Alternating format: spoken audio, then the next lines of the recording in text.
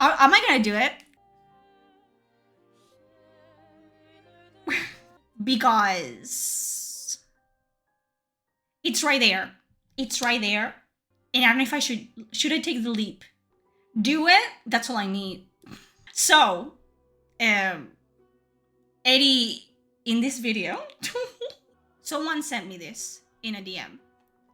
And it says, it's baffling to me that people are focusing on the 10 years between Inquisition and Veilguard as the topic of this article rather than the work environment and multiple resets the devs had to navigate during those years. Although, in this article right here, there's multiple instances of quotes by Corinne Bush and John Epler that, you know, they were happy with their job. They were happy with the work environment. The room to cook is the environment to create, not the time.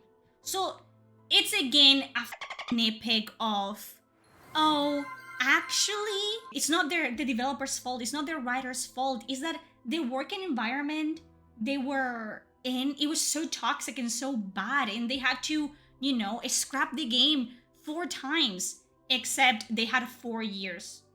Not 10, sure, it wasn't 10 years, but it was 4 years of time to work on the game. And they said that it's coming from the horse's mouth, okay? John Epler said, as it's shaped today, I would say 4 years. And he also says in the same breath, that's when everything just started to come together and you're like, oh yeah, yep, this is what we want. This is what we need for this Dragon Age game. People seem to be hell-bent on blaming the devs for everything that went wrong. Yes, they developed the game. That's what that developer does. And stop telling me, like, oh, everything that it's good about Veilguard, it's actually the devs' idea, but everything that went wrong with Veilguard, that's not their fault, though. That's EA's fault. Which one is it? And how do you know? But then I have an article of John Epler and Corinne Bush telling me that, you know, the game that they made is what they wanted to make. They also seem to focus on their writing as their excuse to blame it all on the devs so they can ignore everything else. What are we ignoring? They're purposefully changing the narrative to clickbait rage and hate. It's totally stupid. Like, get over it. It's not that deep. I think it's horrible that people don't want devs to have a good work environment and endorse online stalking and harassment. Holy guacamole! Reach! Dragon Age I felt was better game than Veilguard. Sure, it had its issues, but the characters were great and memorable, which is more than what Veilguard gave us. And Eddie says, Dragon Age 2 is definitely the better game. But considering what EA was trying to make Veilguard, which again, that's not true. What EA was trying to make Veilguard was a live service, and then they, you know, got talked down, you know, off it. And then Veilguard was what Corinne Bush and John Epler wanted to make Veilguard. The game we got is an honest miracle. It could have been much, much worse. But when I say that, you blow up a fuse. But when I say that, you call me a bigot. We're back in the building. It is October 2024, ladies and gentlemen. But it would be cool to actually sit down and talk. You know what I mean? I think I have grown as a person. And I think, Eddie, if you were willing, I would be down to talk about Veilguard and why I think it didn't work at all. And you can tell me why you think it worked. Okay, let's see what Eddie has to say about this. Former Dragon Age lead writer, let's remember that. But former Dragon Age lead writer David Gaider is not known to be shy about sharing his opinions, and so he did in Are you gonna read all of it? I don't want to be mean. Saying that Claire Obscure Expedition 33 is kind of to RPGs what Baldur's Gate 3 was to CRPGs. Not everyone took the statement quite as he meant it, though. Of course they didn't, because media literacy on the internet is dead. Sales for Baldur's Gate 3 were amazing, and kind of make a lie out of Dash. I remember when I was at EA. We are good old EA. I'm going to be perfectly normal about talking about EA, I promise. If you don't know, and I'm sorry that I said anything, Eddie. It wasn't my intention. Eddie had this weird, naive notion that EA was on his side? Because Veilguard chose to represent, I guess. I don't know. However, it's just a lot. It's just a whole lot. Because now I'm in a position where I don't think BioWare is on my side. And that's... I'm in a position now where for the first time, I don't think BioWare has the right intentions. Obviously, that's not the case. That was never the case, and I did a tweet about it, and I'm like, Eddie, I was actually feeling sorry for Eddie at that point. I was like, I don't even know why you would think that's a thing that could ever happen. They don't care about nobody. They don't care about you. They don't care about me. They care about, you know, what demographic can I make money off? Oh, you? Great. I'm going to pander to you. If you pander to me, and then when, you know, the government fundings get cut off or they lose more money than they put in, then they change their tune. It's a tale as old as time. So that's what that's coming from. Because until that point, Eddie had been quite an advocate and fanboy for EA, which, to each its own, you know what I mean? There was a lot of investigation into how large is the RPG audience and how large is the action audience and so forth. Do you know why there was an awful lot of investigation into how large the audience for RPGs and action games was? Money. EA don't want... We've been telling you this! When I said it, you didn't listen to me. I know the way that I said it wasn't nice, okay? And we have beef. I get it. I told you this. I told you, you know, about Veilguard. I told you about all of this, and you didn't listen. I'm glad that you finally seen the light of day, though. To make a good game, they want to make a game that makes them money. And that's the problem with EA, is that they don't care. Okay, but now we have to do the tie-in of like, and EA did that, and they got what did they get? I want to hear him say it. I want to hear Eddie say, Veilguard was a profit move. It was a market move. I want to hear you say it, Eddie. Care about the game that the devs want to make. They care about the game that will sell more. Except we literally have statements of the devs literally saying that Veilguard was the game that they wanted to make. So that's not gonna cut it. Because sure, people using this article to bash on Veilguard, they're assuming, but you're also assuming and outright just not telling the truth when we have statements that Veilguard was the game that they wanted to make and that they were really happy with the end result. The problem is, though, is that if you make a good game, it will sell. If you make a game that is good and allow the devs to make the games that they want to make, their audience will come. Build it and they will come. So let me that's when everything just started to come together and you're like, oh yep, this is what we want. This is what we need for this Dragon Age game. I think I'm gonna read that quite a few times throughout the stream, just to make a point, I guess. We tried a few opportunities, how it would work and what didn't. And what it comes down to is that we're a studio that's made around, that's been constructed and honestly staffed around building these single player story-based experiences. So when we started focusing on that, that's when things really started to come together for us. That sounds to me, am I making assumptions? That sounds to me like they were happy with Veilguard. It sounds to me like they weren't, you know, being forced to do a game that they didn't want to make. EA are out here saying, right, okay, there's like 5 million people playing RPGs right now, and not thinking, well, if we make a good RPG, the 5 million people might play it, but we might get in like 2 million people more who are new to RPGs, and this is their introduction to the genre. But no, EA's just like, no, there's 5 million people playing. But if there's like 7 million people. Oh, you say that they were selling the game to an audience that wasn't there? The same, the same audience that you said, oh, this game is not for you, this game is for us, it's not for you, people in the game, it's for us. Who said that? Who said this game is not for you? Let us have this game. Let us have this one thing. We don't have enough representation in games. Let us have this. Yeah, you don't like it, don't buy it. Who said that?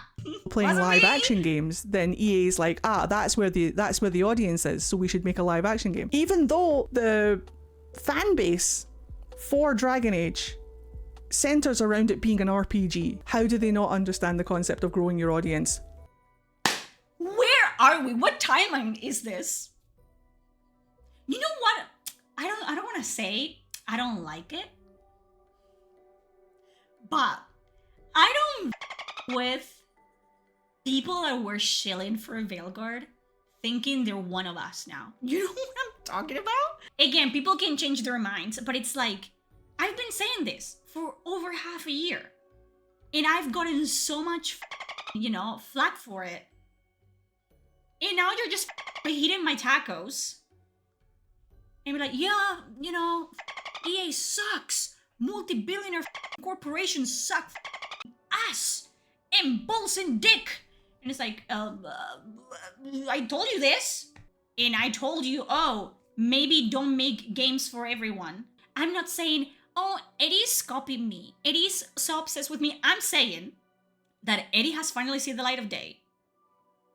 And now our talking points are more similar because, you can only dig your head in the sand for so long before you have to just come to terms with reality. Why is it good when you say it, but when I say it? Plenty of good games are overlooked or fail to meet some arbitrary sales goal for any number of reasons, not least... Okay, so what I'm sensing, because I'm an empath, okay?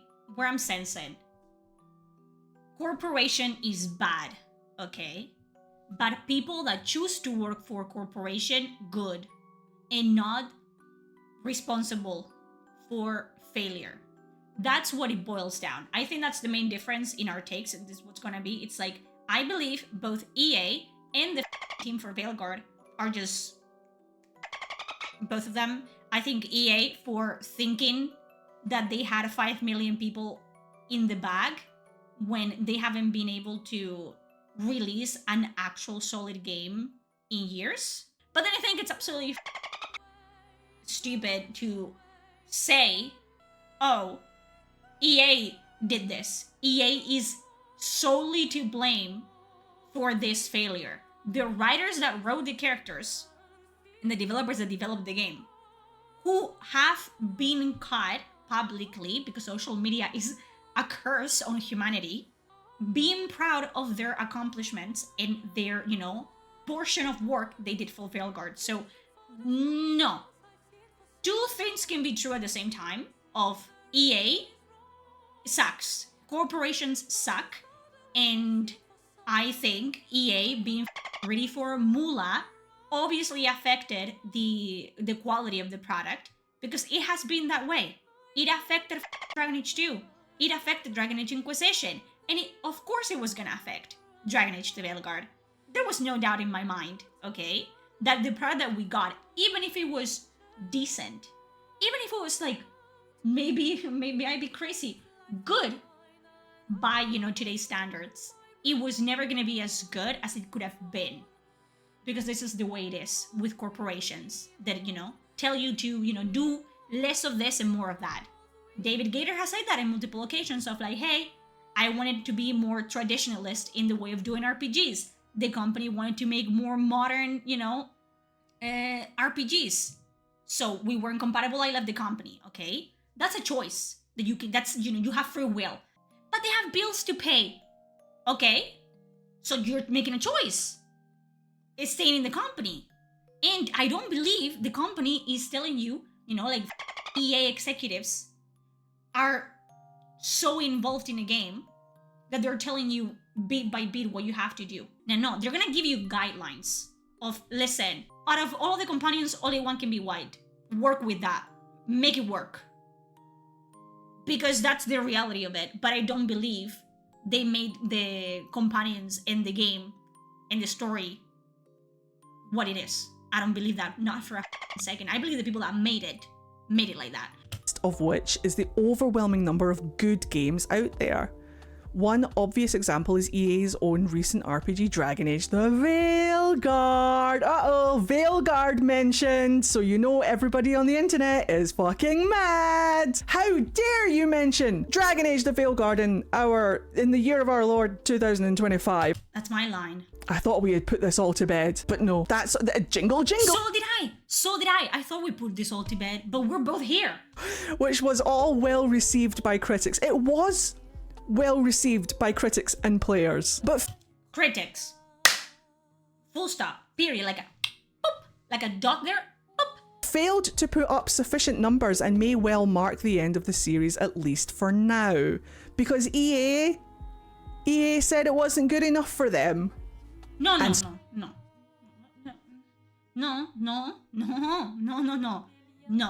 It's not about EA saying this is not good enough for us. This didn't make enough money for us.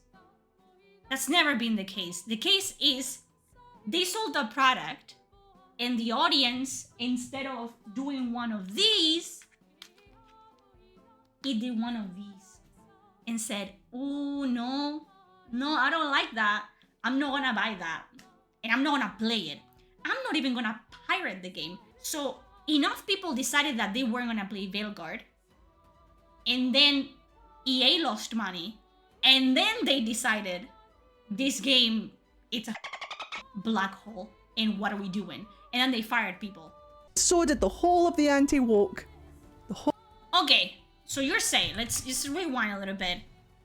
You're saying that EA didn't think it was good enough, and all of the anti-woke side also thought it wasn't good enough, right? But at the same time, the woke left said, it's not for you, don't buy it, you choose the buttons you press, blah, blah, blah, blah, blah, blah, blah, and you still, with your entire chest, said, oh, and it's gonna be Game of the Year. But then when it fails, it's not because of the people that didn't show up of your side. It's because of the anti-woke crowd. But it wasn't for us. We were in the cave, remember? We were the 5 million RPG enjoyers that we're gonna play it regardless. Or was that you? Because it's for the modern audience, which wasn't in the cave. They were outside the cave. You were the modern audience. You were the audience that, you know, EA needed to cater to, and you didn't show up. So how is it our fault again? The whole of the anti-woke crowd were like, it's a failure, it's a flop, they call it Veilguard. It is. A game becomes a failure when it becomes a free add-on 4 months after release. When it's given away for free. When a company has to pay another company to give their game away for free. Even though it was well received by the people who liked it. But you're not allowed to like things. You're allowed to like it, but if only in a room of 10 people, only 2 of you like it, and the rest doesn't, like, in the same vein, you're not allowed to dislike anything. Like, do I have to buy something or pretend that I like something? For what reason? Why do I have to do that? You're allowed to like it, but there has to be more than you and your friend Melanie from accounting liking the game for the game to be successful. And yes, at the end of the day, it has to be financially successful for the company that made it. It's all about money. Money's all that matters. It is when you're making a product. Video games are not, they're not fairies. A dev laughs and a game appears. That's not how that works. You have to invest money in the game. It's people playing the games, enjoying it, telling people that they're enjoying it, and then introducing new people. So why didn't that happen with Veilguard? So you do understand the concept. We all understand the concept. We're all on the same page. We're all here on the same page. We are. If a game is good enough, you don't have to like the genre of it to enjoy it, to play it. So why didn't that happen with Veilguard? Because Veilguard was advertised as, the introduction to the modern audience and the new players to Dragon Age as a setting, as a universe. But that didn't work. Into the genre. Exactly, Baldur's Gate 3 was your intro to D&D. It happens to a lot of people. Okay, and Veilguard was the introduction for most of the people that played it. And 90% of them didn't like it and didn't recommend it. They're all ex-Ubisoft devs. Oh, I hope they're in a much better place now than they would have been at Ubisoft. I hope they're in a much better place. I mean, they're clearly doing well. But is that another Again, you see what I'm seeing? I told you. This is all gonna boil down to, you see what I'm going for? Maybe if BioWare had been a better studio and EA had been a better company, Baldur's Gate, Veilguard would have been a better game. That's gonna be what it is, okay? of devs being allowed to make the games that they want and not the game. I told you I was gonna come back to this. But in terms of actual gameplay, as you're seeing it now, and as it's shaped today, I would say 4 years of development. John Epler tells me, John Epler, our director or creative director of Dragon Age: The Veilguard, not anymore because he was fired. That's when everything just started to come together and you're like, oh yeah, yep, this is what we want. This is what we need for this Dragon Age game. This is what we want. This is not what EA wants. This is not what BioWare wants. This is what we want. The people working in this game, this is what we want the game to be. Games that the corporations that they're under are telling them to make. Because that... We have talked about this, Eddie. The game that EA wanted BioWare to make has always been a live service. Since Anthem, okay, since Inquisition, that's been their main goal. And they have been talked down. And that's what they want. We all know this information. They have told us that they want to make more live services because it's what makes them a lot of money. And that's why it took 10 years to have a Dragon Age, because the genre kept changing. It was a live service, then it wasn't, then it was this, then it wasn't, and then it was Veilguard. But that doesn't mean that the reason why the Veilguard failed as a video game, it's because EA made them, do everything. Like, oh, you have to do this way, this way, this way, this way. That's not how parent companies work. They give you money, they give you an investment as a subsidiary, and they say, okay, this is what's in. Put it in the game. Live service, we're gonna do that, whatever. Do RPG, but make it modern so more people, more young people play it. That's it. That doesn't mean there's a EA employee with a gun to their head telling them what to do. That's not how that works. That's what happened with Veilguard, and that's why a lot of people, like David Gaider, left EA in the first place, because of the conflict between the game that EA wanted because they thought it would sell well, to the game that the devs wanted to make because they wanted to write a good story. So why didn't the devs for Veilguard leave the company? What's the difference? They had families to feed. Didn't David Gaider and the people that left the company had mouths to feed? So they made a choice. They made a conscious choice to stay in the company. And you don't know how people were treated in BioWare. You know that people are not happy about being fired from BioWare. I wouldn't be happy if I was fired either, but that doesn't mean they were fired unlawfully.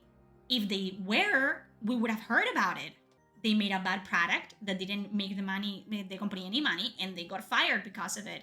And the people that were competent and talented and skilled enough, they didn't get fired, they got relocated. The people that are kicking off about this, saying that, Dragon Age Veilguard had 10 years to cook, and still it was awful. It didn't have 10 years. You don't understand. It changed game directors like 4 times. It had 4 years to cook. As it is, as Dragon Age: The Veilguard, known as Dragon Age: The Veilguard. Expedition 33 had 5 years. That's the industry standard nowadays. 4 to 5 years. So it was not at a disadvantage. It was even not an advantage because of all the work that previous people that were more talented and more skilled that worked in that company and worked in all those projects had done from there. Because all we have seen is that Veilguard basically, it literally shows in the art book where they break down the chapters by the projects that they were in, where you can see all those phenomenal ideas and how the people that worked on Veilguard just took that, removed everything that made it like good and unique, made a more generic version of it and put it in their game. So they didn't even make the game from scratch. And they were more than enough, funded. They had more than enough money and more than enough time to make a good product. It wasn't 10 years. No, it wasn't, but it was 4. Is 4 not enough? When Dragon Age 2 had 16 months to come out, and it runs laps around Veilguard like 3,000 times. Didn't have 10 years to cook. Because within those 10 years, EA was trying to make a different game. They had to reset the whole project twice. Because EA wanted to make a live action multi-platform game and the devs wanted to make Dragon Age. So most of that 10 years was spent fighting for what the game was even going to be. It didn't have... Except you don't know that. You're making assumptions again. The version that we were working on back then and the version we're working on now, there's definitely similarities. They're not totally different. You'll see names that are the same in terms of the major actors. So the main characters in downright main plot lines are all the same. Have time to cook. What David Gaider is saying is that if you give devs the opportunity to just cook and make the game that they want, you'll get good games. But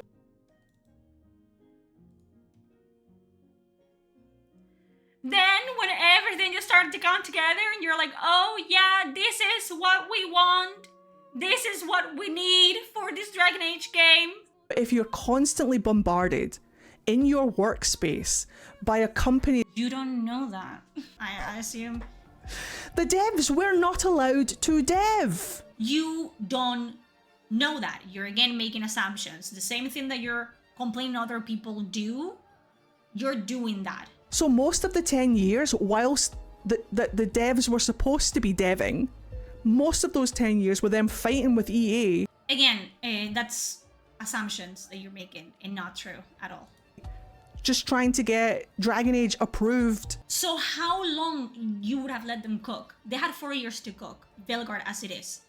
From the horse's mouth, from John Epler's, who I trust his word more than yours. And I trust him when he says, oh, we had 4 years, because it's a very specific number to just be lying about, which apparently every time they say they like, the product that they made and that they're proud of the product that they made, that's a lie, apparently. And for Mass Effect, that's why Mass Effect Andromeda is the way that it is, and that's why there's the multiplayer. Do you see what I'm talking about? It's like, oh, the only reason so-and-so game is the way that it is, it's because they wanted to make it live service. What about their writing? Does the writing of the characters change 100%? Option in Dragon Age Inquisition, they've been trying to make this multiplayer live action game thing for ages, not even just for Veilguard, for ages. If they had let the devs just make a Dragon Age game over those 10 years, I can guarantee you we would have gotten another Dragon Age game. And the game that we got, to be fair, the game that we got was well received by critics and well received by the people who played it. Who was how many people? Also, critics don't matter. Take that out of the equation. We both know that they don't matter, okay? How many people played it? The only people who didn't like it are people who don't like trans people. And Eddie, haven't we grown as people? Come on! The people that liked it, they're good people. They're amazing people. And if you didn't like it, you're a Nazi. And you deserve death. What? I thought we had grown as people. Eddie, you know that that's not true. And you cannot just say that. You cannot just assume everyone that play Veilguard hates trans people. Because I can say, well, if you liked Veilguard, you like to dogs. Does that make it true? No, it doesn't. But I can say it. And some people that genuinely didn't like the game, that's okay. It's okay. But what is the line though? Do you get to decide who genuinely didn't like it? Because I know you think I'm a transphobe, and the only reason I dislike Veilguard, it's because I'm a transphobe, not because it ruined my favorite franchise of all time. And certainly not because it was very poorly executed and written and put together with duct tape. Not because of that, but because I hate trans people.